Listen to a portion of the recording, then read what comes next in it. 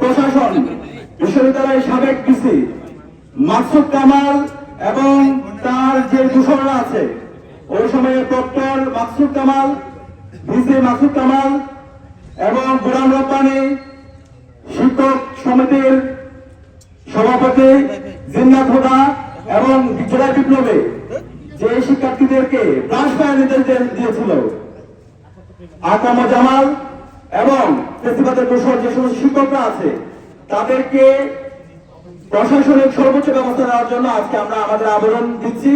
এবং এই জুলাই বিপ্লবে আমাদের 2000 ভাই বোনকে শহীদ করা হয়েছে, 40,000 আমাদের ভাই বোনকে গাজী করা হয়েছে। সর্বশেষ মুহূর্তে এই রেজিস্টার বিল্ডিং এ 3 আগস্ট খুনি হাসিনা এবং তার দোসররা এই রেজিস্টার বিল্ডিং এ খুনি হাসিনার পক্ষে মিছিল করেছিল।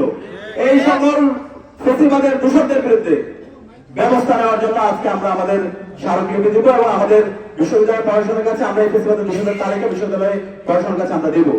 আমাদের অবস্থা পরিষ্কার, এই স্বাধীন বাংলাদেশে ফেসিবাদের দোষরদের কোনো ঠিকানা হবে না। আজকে বিপ্লব পরবর্তী 16 মাস হয়ে গেছে, বিশ্ববিদ্যালয় প্রশাসন এই ফেসিবাদের আইকনদের নামে যে নামগুলো আছে সেগুলো এখনো পরিবর্তন করে নাই। একই সাথে ফেসিবাদের দোষররা এখন পর্যন্ত রেজিস্টার বিল্ডিং এ বসে বিভিন্ন ধরনের ষড়যন্ত্র এবং চক্রান্ত করছে। আমরা আর কোনো ছাড় দিব না। আমরা ইতিমধ্যে আমাদের ভাই শহীদ ওসমান হাদিকে হারিয়েছে। এই ফেসিবাদের দোষররাই এই বিশ্ববিদ্যালয়ে বসে বিভিন্ন ধরনের ষড়যন্ত্র এবং চক্রান্ত করছে, রাষ্ট্রকে অস্থিতিশীল করার ষড়যন্ত্র এবং চক্রান্ত করছে, জুলাই বিপ্লবীদেরকে হত্যাচক্র করছে। তাদেরকে আর কোনো ছাড় দেওয়া হবে না। সুতরাং আমরা আজকে বিশ্ববিদ্যালয় প্রশাসনের কাছে আমাদের আবেদনপত্র দেব এবং আমরা আশা রাখবো দ্রুত সময়ের মধ্যে সিন্ডিকেট থেকে বিশ্ববিদ্যালয় ফেসিবাদের দোষণ এবং ফেসিবাদের যে আইকন আছে তাদের সকল নাম পরিবর্তন করে জুলাইয়ের শহীদ এবং শিক্ষার্থীদের যে আকাঙ্ক্ষা, তাদের যে প্রস্তাবিত নাম, সে অনুযায়ী বিশ্ববিদ্যালয় প্রতিস্থাপনার নাম নির্ধারণ করা হবে ইনশাআল্লাহ।